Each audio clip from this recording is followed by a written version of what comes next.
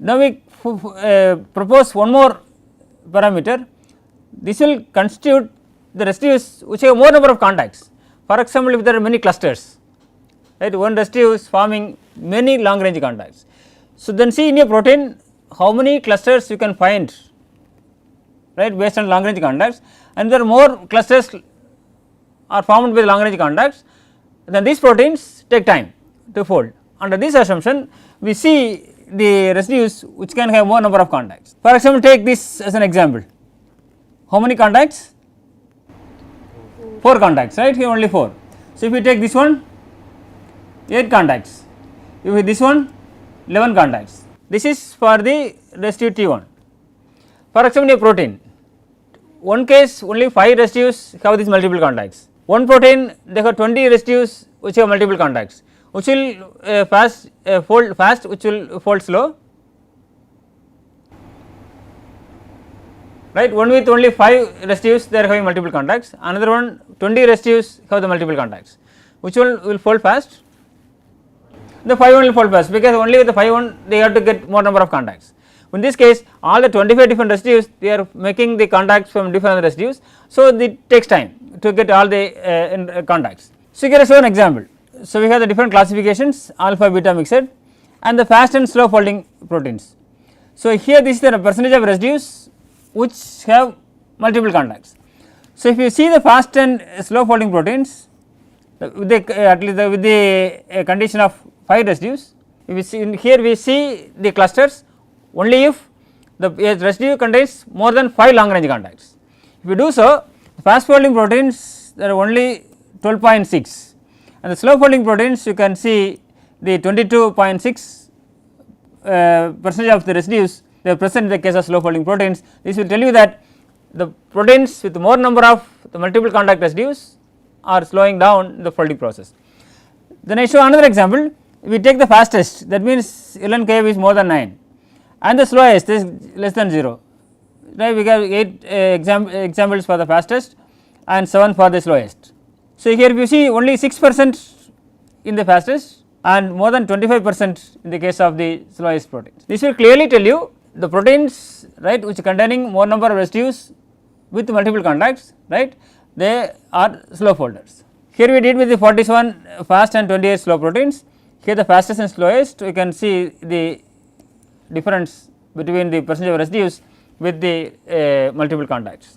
So based on this information we can derive a parameter, just we can relate the folding rate within because we need to quantify, right. Here this will tell you some numbers, how many residues which you have with threshold of more than 5 contacts. In the here we give the more than 10, we can change this number. Then also in this case we need to quantify. So based on that there is another parameter called the multiple contact index have been developed, right.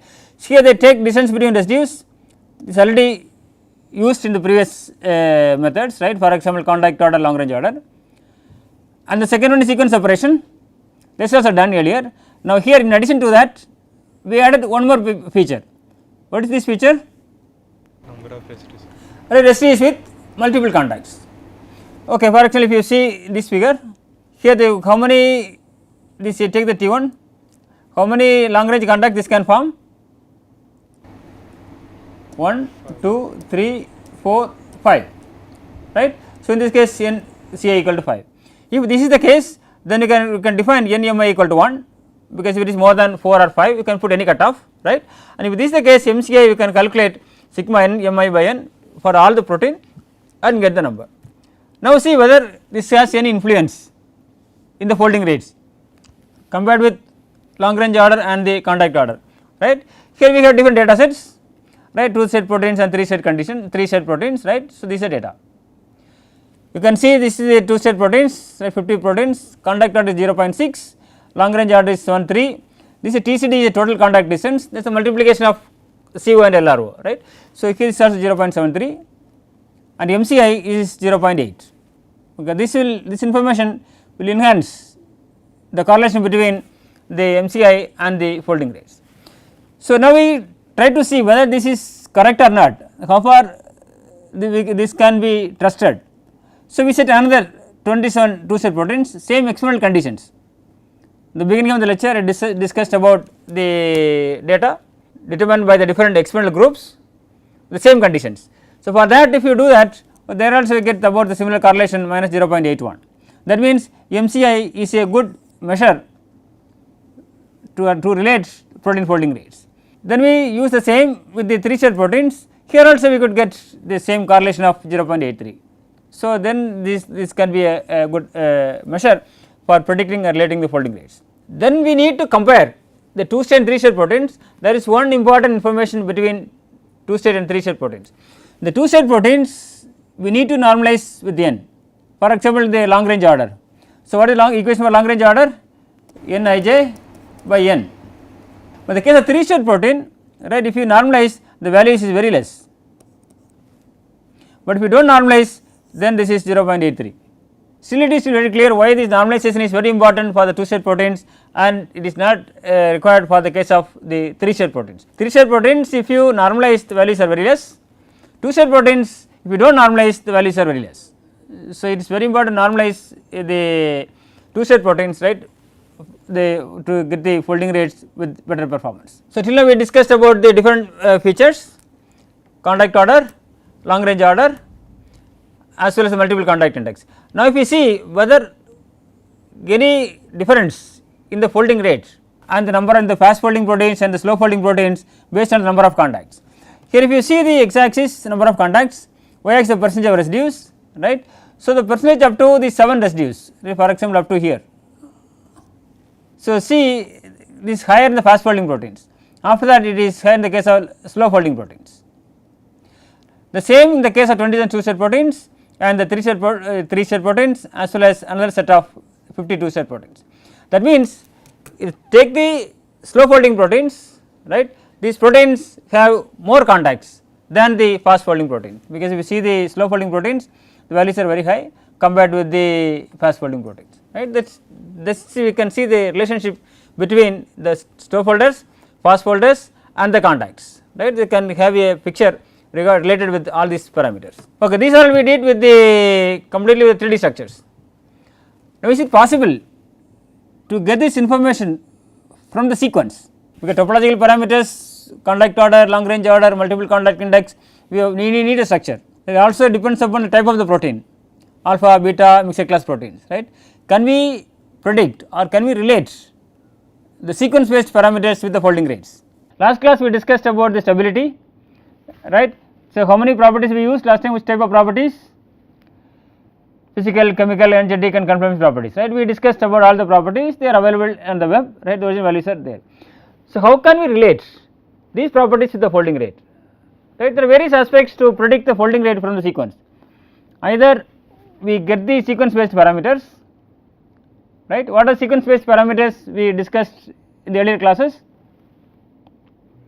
Amino acid composition, occurrence, average property values, conservation, right, hydrophobicity profiles, right. So, we can see if we have many properties, you can see the average property values. If you take a full protein, right, you can get the average property values. How to get the average property values? Calculate total divided by like normalize with the chain length. So, then we see whether it can be related with the folding rate, or you can do, because contact order and long range order are based on contacts. If one program can predict the contacts, then we can use their contacts to predict the folding rate, right, that is also possible. Or we have to model the structures and then we have to use the structures to get the contacts, because we long range order depends upon which atom? C alpha atom. So, crude model is enough, we do not need the refined model. So, then we can calculate the LRO and we can predict the folding rate, right, with the various ways. So, let us see whether any specific property, right, can relate the folding rate, right. So, in this case first we calculate the average value, right. For example, if we take the hydrophobicity, how to calculate the average hydrophobicity? Here we take the hydrophobicity of values, all the residues, right, j equal to 1 to n, right, j equal to 1 to n. Where is n? N is the number of residues in a protein, right. So, okay, you can put n. So, then normalize with n. Then we get the, for any protein I, we will get the average value. So, we have the, for example, we have the 100 proteins. For all the 100 proteins, we can calculate the average property, right, you can give the average property here. So, here P average. So, here we have the ln kf. Now, we relate, how to relate these two? Using correlation coefficient. You get the correlation coefficient, right, then see whether any correlation between the average property value as well as the folding rate. So, this is the data. So, we used various properties, right, physical properties, chemical properties, conformation properties, energetic properties, and these are the properties which show the highest one. The values are very less, that is only 0.38. That means any single property they cannot relate the folding rate, right, that is also correct, that is fine, because if a single property can do it, right, then there is no use of these topological parameters and so on. Then we try to a secondary structure. Right, what are different secondary structures? Alpha helices, beta strand and the coil turns, right. You can see the contents, how many residues or the percentage of residues in alpha helix or the beta strand or the coil, right, or helices and strands. So, we if you compare all these secondary structure information, we can get up to 0.52, and then we use solvent accessibility, right. Either you can predict the solvent accessibility from sequence or you can use this exact data, right. So, what are different locations based on solvent accessibility? Exposed, buried, partially buried and partially exposed, right. So, we try to use various aspects, even then the correlation is up to 0.4. That means amino acid properties or secondary structure or solvent accessibility, they are some limitations, so they can get up to 0.5. So, on the other hand, if you use the contact order or the long range order, we can get up to 0.8 or multiple contact index, right. This from this analysis, what can we infer? We can see that native state topology is very important, and that is a major determinant in the folding rates of these two state proteins. Okay. So, native state topology means this will tell you the folding type of a protein, right. So, in this if so, what are the different types of classes? Alpha, beta and mixed class. That mixed class means containing both alpha and beta, right. So, if you classify the proteins based on structures and then use these properties, then we include the some of the topological aspects. So, because for different classes or different folds. So, then we did that. So, in this case we see that all alpha proteins, there are some specific parameters like the conformation parameters are important in all alpha proteins. The all beta proteins mainly thermodynamic properties, they influence the all beta proteins. The mixed proteins, we could see that some physical chemical properties, right, they play an important role in the case of mixed proteins. So, if you classify the proteins into alpha, beta and mixed class, then we could see that the correlation enhanced, right, very significantly, right, from the using all the data sets together. Now, how to relate, right, in this case we have the folding rate values and we use a multiple regression technique, right, we combine the different values and then you can relate to the folding rates. Now, the question is, when you make the combinations, there will be millions of combinations, right. For example, if you have the 5 residue combination, right, we have 2 residues means only 2. If you make more number of combinations, right, there will be lot of combinations. So, then how do you see whether any particular combination shows the highest performance? So, we did with the different combinations and see that this is the frequency of combinations. Most of the combinations you can see this is very the performance is less, right, and here this is the average performance more than 25%, about 25%. In the case of all beta, here also you can see only for a particular combination it showed the highest value, right. In this case we could see one specific combination, for example all beta, these are the properties, and for the case of the mixed class, these are the properties to get the highest correlation. Okay, from that you can derive equations, right, for all alpha, because less number of proteins, so it can be derived from just one property called alpha C, helical contact area. All beta proteins, they use 3-4 properties, and the mixed class 1, 2, 3, 4 properties. If you use these equations, right, then you can get the correlation of 0.9 for each of the classes, and the deviation is also comparatively less, and we checked with the t-test and the p-value, so the values are also statistically significant. Once it is done, then we can develop a program, right. So, this is a relationship between experimental and predicted values. So, you can see the good correlation, because you can see most of the proteins, right, the values are on the 45 degree slope.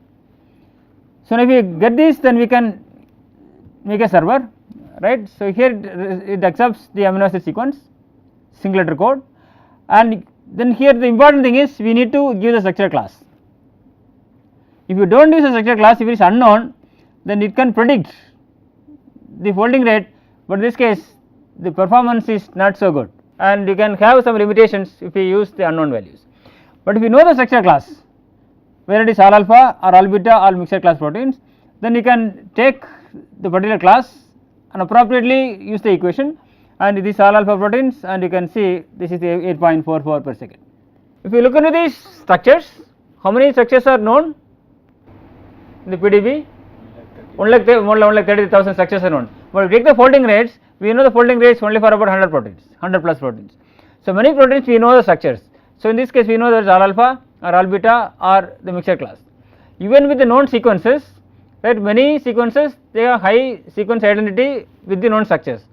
In this case you can get more number of sequences with known structure information. If the structure information is known, then you can use the server to predict this folding rate even if the structure is not known, right. So, you can use the sequence information. This is one section, you can use the amino acid properties combine together and you can predict the folding rate. So, second aspect, for example, if you have a sequence, like how to predict the folding rate.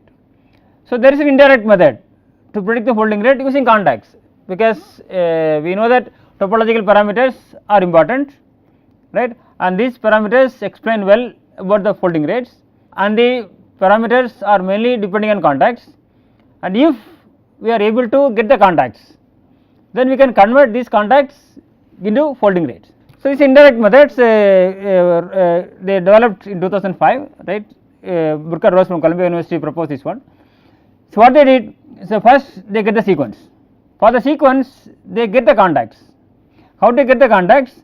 They use this amino acid sequence information. For example,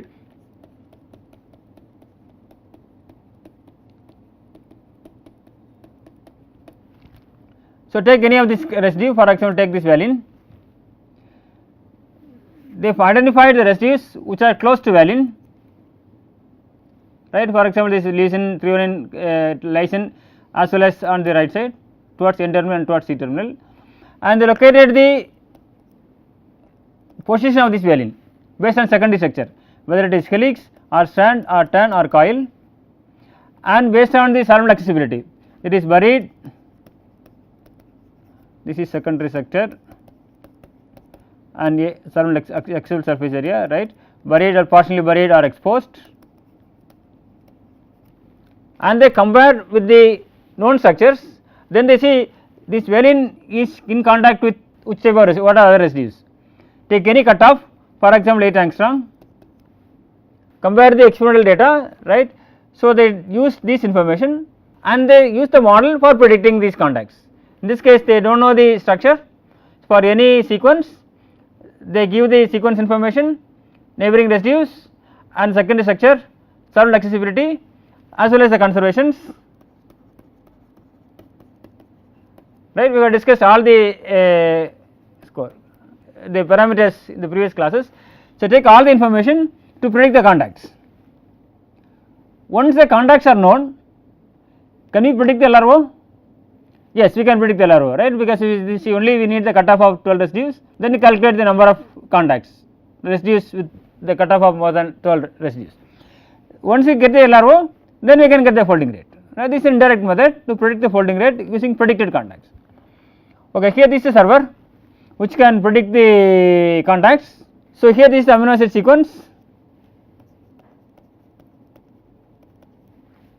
right, you can take the amino acid sequence in single letter code.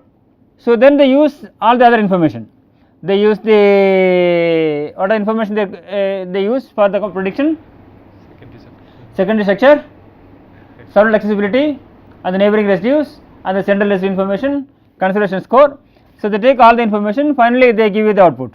If you see here, if you take this is the 8 angstrom distance, this 8 means 8 angstrom, and these are the residues 67 and 99, right, 67 and 99 are in contact, right, with the probability of, this is the probability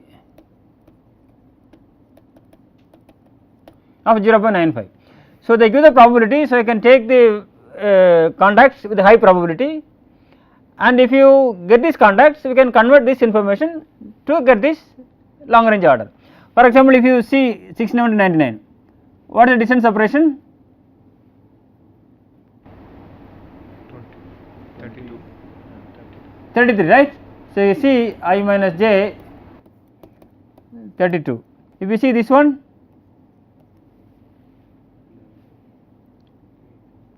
right, if you see this one, I minus j equal to 8. Okay. So we have all the contacts. Now the next step is, once you download the data, we can get the I minus j and compute how many contacts are within the limit of 12 residues. It is very easy to do that.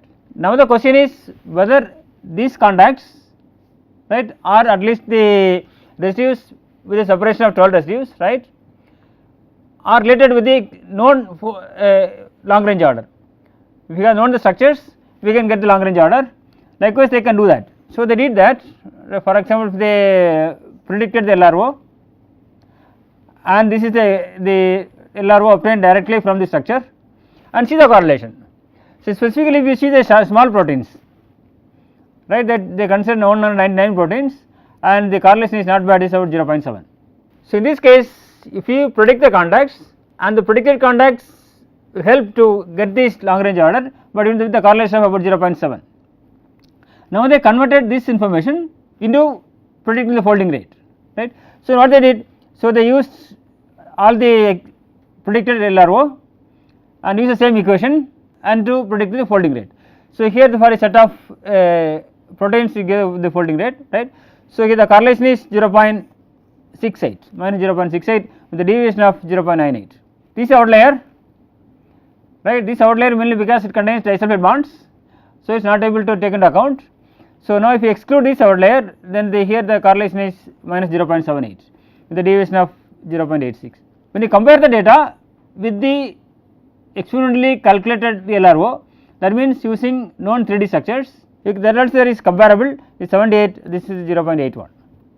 That means if you know the sequence and if you do not know the structure, indirectly you can calculate the long range order, and eventually you can get the folding rate from this long range order, right, which can be predicted from the contacts. So this is how they can do that. So if we summarize, right, what are the various aspects we discussed today? Protein folding rate. Protein folding rate, right. What is protein folding rate? The rate. It's a measure of how fast or slow a protein can fold from its amino acid sequence to its native 3-dimensional structure. So what is the order of magnitude of these folding rates? Slow to fast, maybe in the microseconds to an hour. So it also varies up to 8 orders of magnitude. So if we compare with the all alpha proteins and all beta proteins, right, which are fast folders, right, all alpha proteins fold faster than all beta proteins, right. Right, if you can compare this information with the contacts, if you compare the all alpha proteins and the all beta proteins, which one have more number of long range contacts? All beta. All beta proteins can long range contacts, and also these contacts are influenced with which residues? Hydrophobic residues. The case of fast folders, you can see mainly the medium and short range interactions, and some of the polar residues are dominant. So that is related with the folding rates, right. Then we discussed about different topological parameters based on the 3D structures and contacts, right. What are the different parameters we discussed?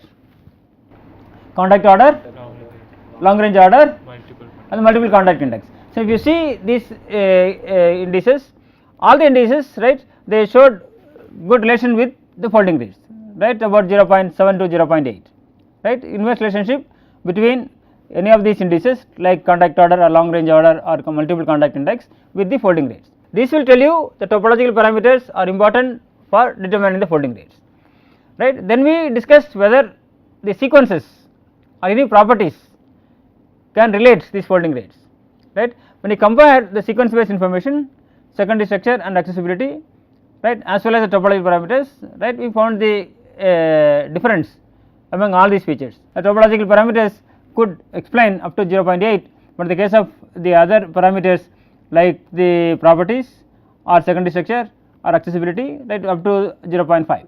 Then we discussed about whether it is possible, whether we can predict the folding rate from sequence, right. Is it possible to predict the folding rate from sequence?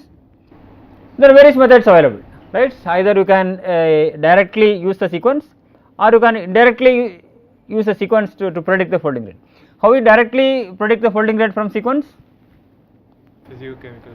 So we can use the physiochemical properties, right, because we derived various parameters, right, and I will discuss in the earlier classes. So get the average values of these physiochemical properties and we can combine together, and using linear regression we can predict the folding rates, right. Indirectly how can we predict? Contact and then Predict the contact first. Contact information we convert it to the indices, right, for the example the contact order or long range order, and use that information to predict the folding rate. So that is fine. So we have the standard equations, we can predict the folding rates.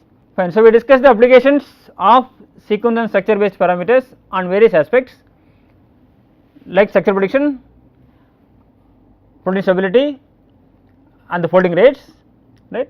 In the subsequent classes we will see how these parameters can also be used to identify the binding sites in complexes, for example protein protein or protein RNA or protein DNA or the protein ligand complexes, and whether we are able to understand the recognition mechanism of how these complexes form and how to maintain this binding affinity, and how these parameters are useful in structure based drug design, for example to identifying the lead compounds or potential inhibitors, right, for any specific targets addressing any specific diseases.